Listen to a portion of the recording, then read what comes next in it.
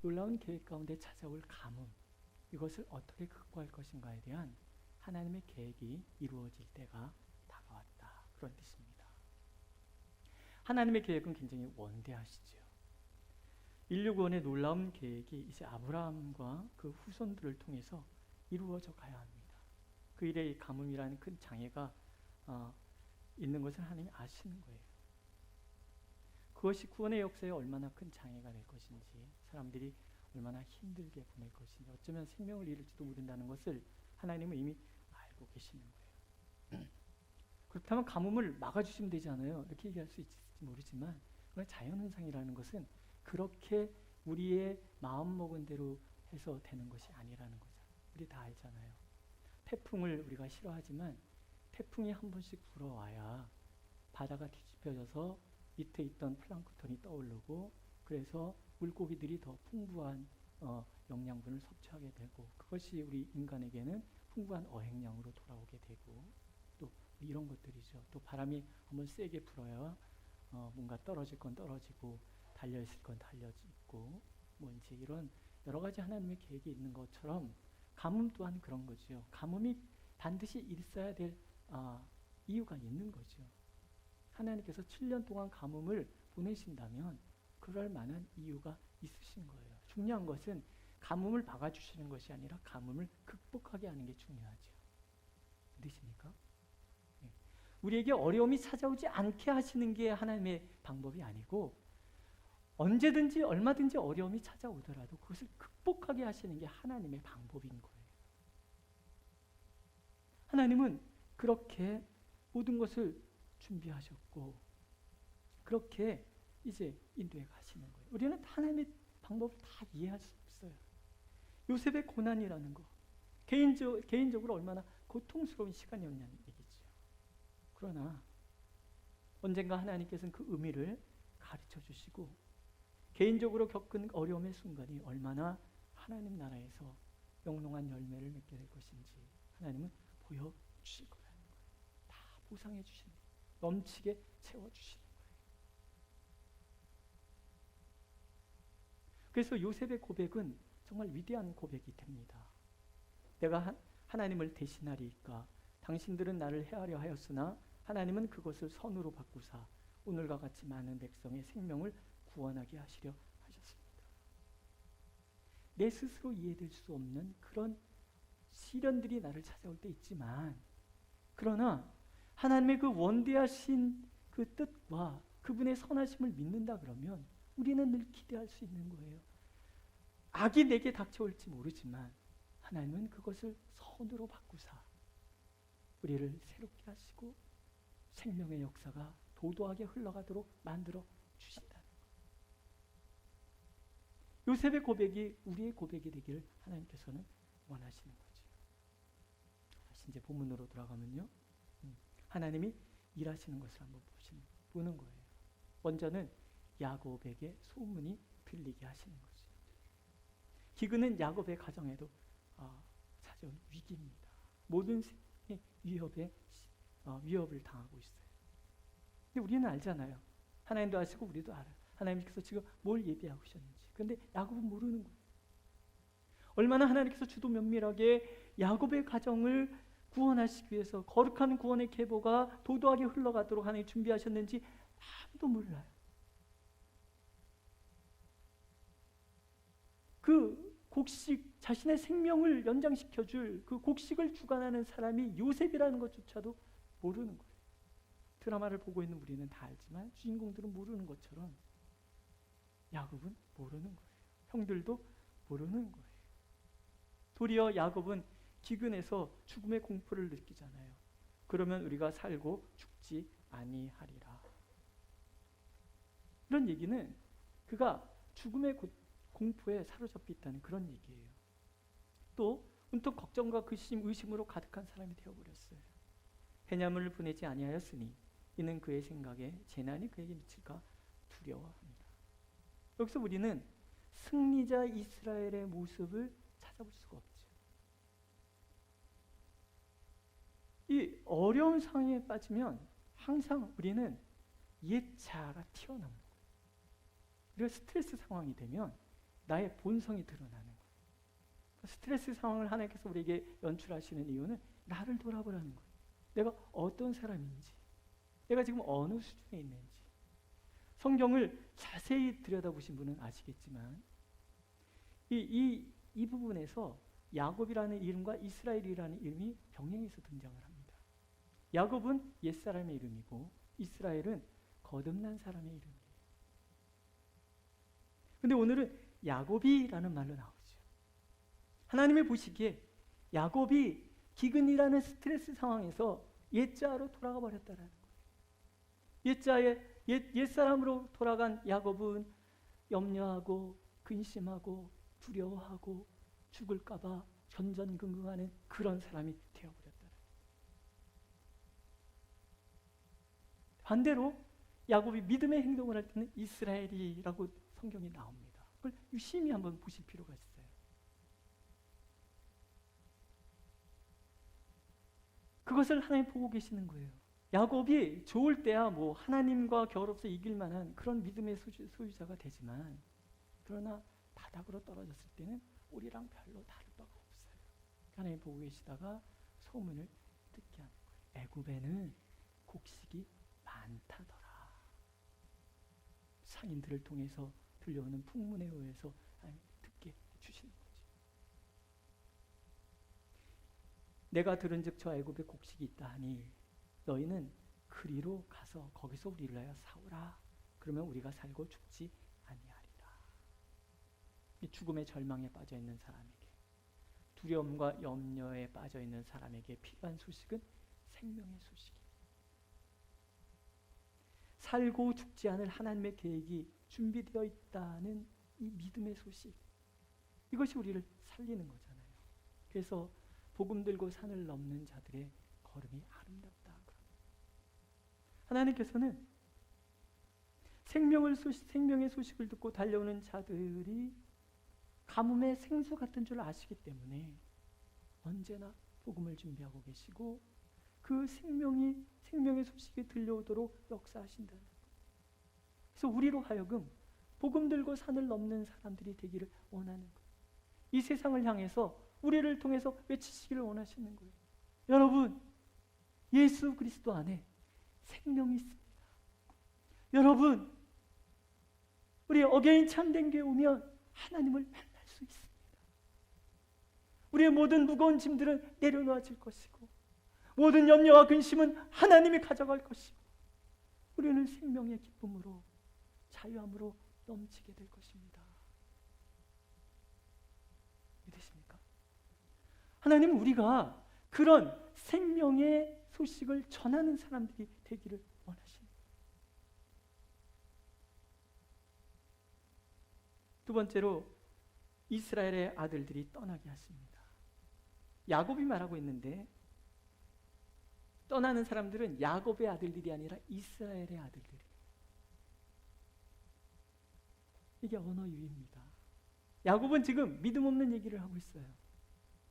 그런데 이 애굽을 향하여 떠나는 아들들은 이스라엘의 아들들인 거예요. 하나님께서 승리케 하시는 사람들의 아들.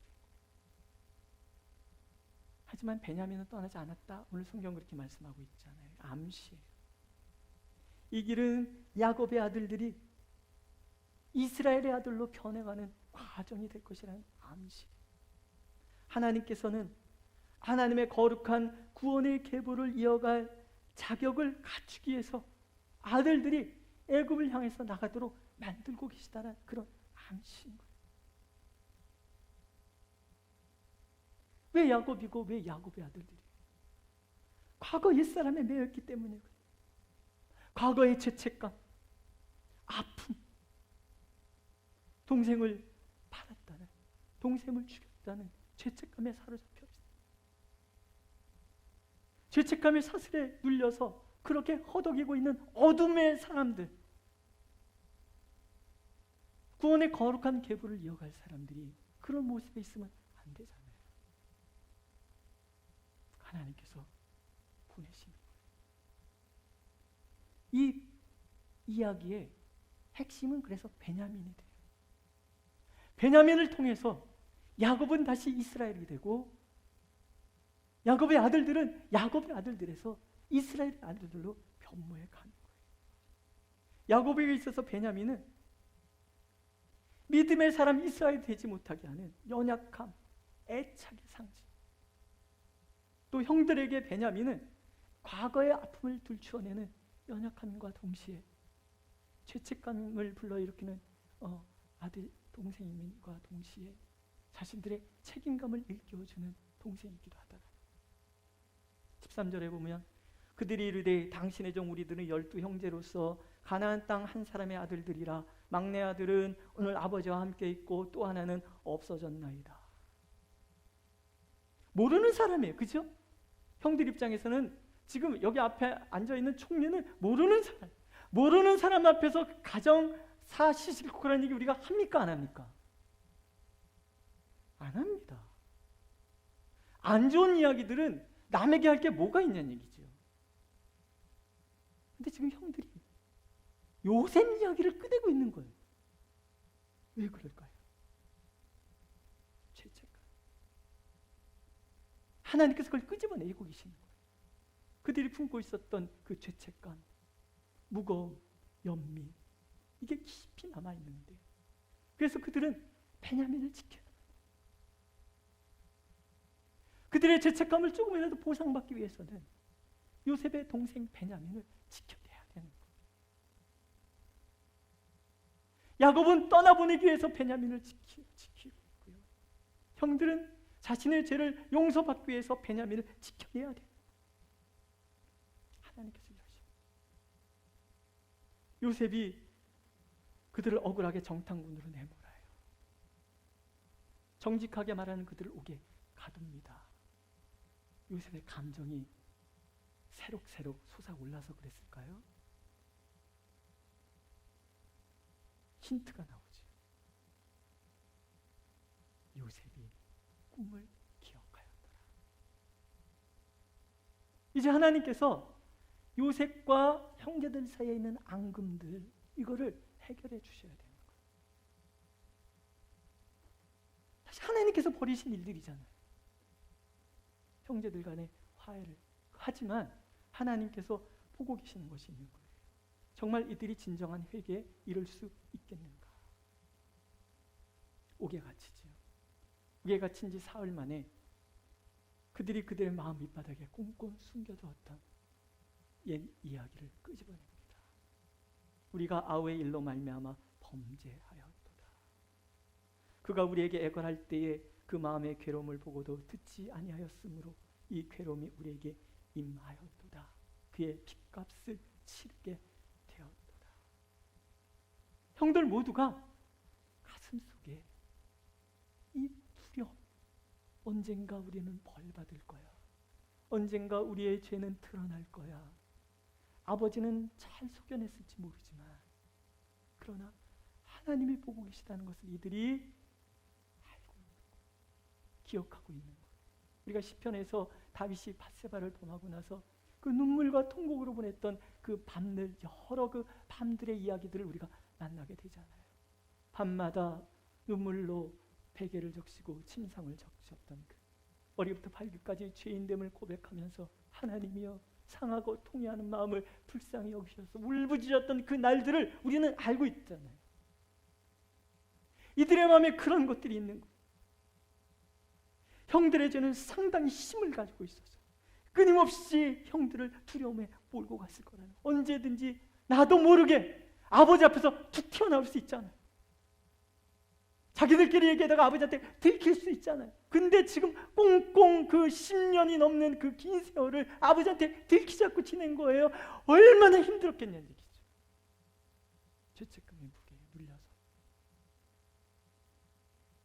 그렇지 않습니까?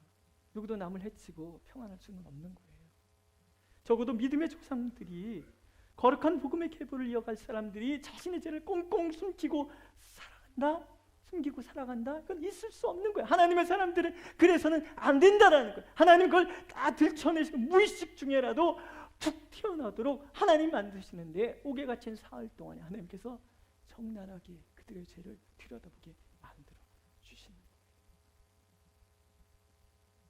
요셉이 돌려보내면서 돈을 자루에다 다 넣어서 보내잖아요. 근데 그들이 주막에 가서, 여인숙에 가서 거기서 보면서 이렇게 얘기를 해요. 혼이 나서 떨며 서로 돌아보며 말하되 하나님이 어찌하여 이런 일을 우리에게 행하셨는가. 얼마나 믿음의 조상들이 초라합니까. 죄라는 것이 그런 거예요. 하나님께서는 이들의 마음에 어둠을 끄집어내셔서 이들이 고백하게 만드는 거예요. 우리가 범죄하였도다. 하나님 앞에 우리의 마음을 통회하고 자복하는 그 마음, 하나님은 기뻐하시는 거죠. 그래서 다윗은 고백합니다. 하나님의 구하시는 제사는 상한 심령이라 하나님께서 상하고 통회하는 마음을 주께서 멸시치 아니하시리이다. 회개하면 하나님께서는 우리를 두려움에서 평강의 자리로 인도하시는 거예요. 하나님께서 용서하지 못할 죄는 없는 거예요. 진정한 회개, 통회하는 마음, 책임지려고 하는 그런 마음, 하나님은 그것을 원하시는 거예요. 야곱은 움켜쥐고 있던 베냐민을 떠나보내야 이스라엘이 될 수 있고, 형들은 베냐민을 지켜야 이스라엘의 아들들이 될 수 있는 거예요. 죄라는 것은요, 잘못했습니다라는 고백과 함께 그 죄에 대해서 내가 책임을 져야 되는 거예요. 형들의 책임은 베냐민을 지키는 거예요. 어떤 상황에도 베냐민을 지켜내야 되는 거예요. 앞으로 이어지는 이야기들, 그런 이야기들. 오늘도 하나님은 우리가 이스라엘이 되기를 원하십니다. 두 가지를 해야 됩니다. 하나는 내가 움켜쥐고 있는 애착을 떠나보내야 돼. 기꺼이 보내야 돼. 베냐민을 보내면서 이름이 바뀝니다. 이스라엘이.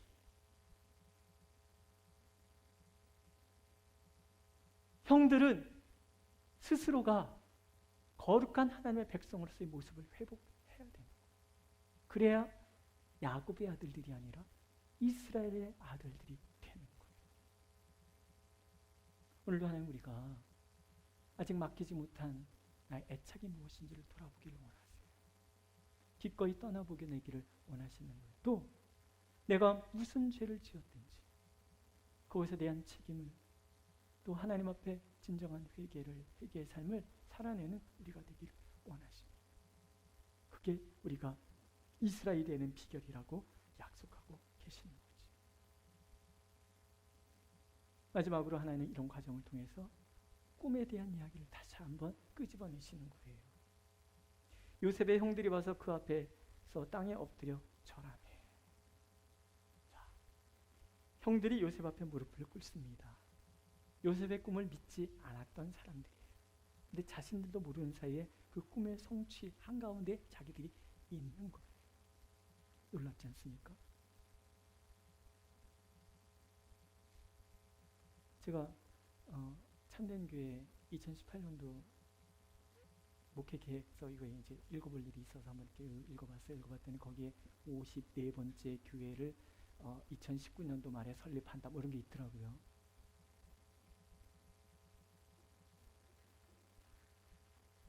뭐 또 하려고 그러다가 작년에 막 이렇게 공동회 통과 안 되어서 파토난 거 하나 있었죠.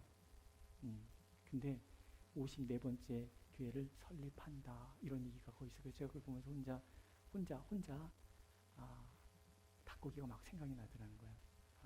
찌릿이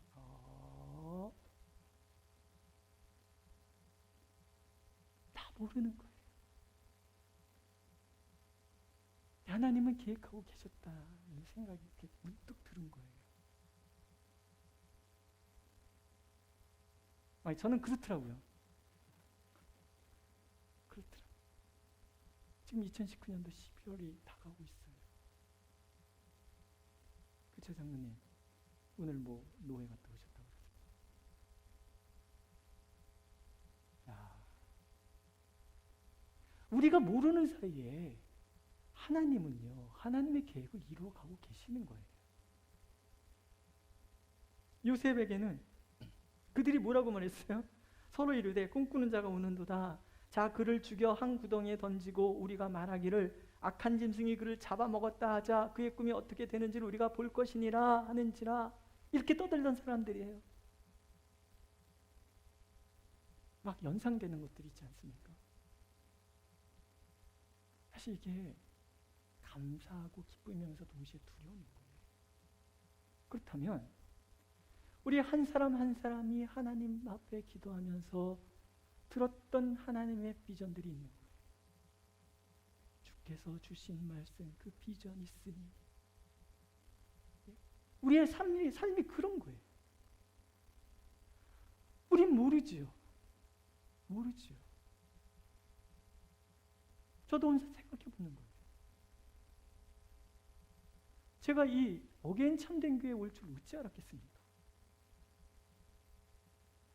꿈에도 저는 부천을 쳐다보지도 않았어요. 근데 제가 부천에 와서 한복판에 지금 이렇게 왔다 갔다 하고 있어요. 혼자 생각해 보는 거예요. 모르는 일이다. 모르는 일이지만 하나님은 모르는 가운데도 하나님의 구원의 도도한 계획을 이루어가고 계시더라는 거예요. 요셉은 확인하는 거죠. 요셉은 그의 형들을 알아보았다. 요셉이 그들에게 대해 꾼 꿈을 생각하였다. 이때 요셉이 무슨 마음을 먹었냐? 이래서 그러셨군요. 그 고통의 시간들이 주마등 스쳐 지나가듯이 확 스쳐 지나가지 않았겠습니까?